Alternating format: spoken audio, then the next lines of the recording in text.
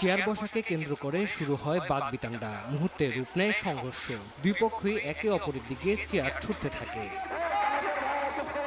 বুধবার দুপুরে শেরপুর ৩ আসনের ঝিনাইগাতীর মিনি স্টেডিয়ামে নির্বাচনী ইশতেহার পাঠ অনুষ্ঠানের আয়োজন করে উপজেলা প্রশাসন। মঞ্চের সামনের সারিতে বসাকে কেন্দ্র করে বাগবিতণ্ডায় জড়ায় বিএনপি ও জামায়াতের নেতাকর্মীরা। ধাওয়া পাল্টা ধাওয়ার এক পর্যায়ে কয়েক দফা সংঘর্ষে জড়ায় দুই পক্ষ।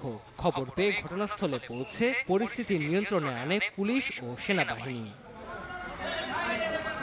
সংঘর্ষে আহত হন উভয় পক্ষের শতাধিক নেতাকর্মী। গুরুতর আহতদের ভর্তি করা হয় উপজেলা স্বাস্থ্য কমপ্লেক্সে। উন্নত চিকিৎসার জন্য গুরুতর আহত শ্রীবরদী উপজেলা জামায়াতের সেক্রেটারি রেজল করিমকে ময়মনসিংহ নেয়ার পথে রাত 9:30টার দিকে তার মৃত্যু হয়।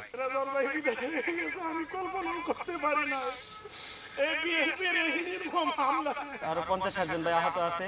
এই ময়মনসিংহে ভাই আরো 2 জন ভাই আছে, শেরপুর হসপিটালে আছে।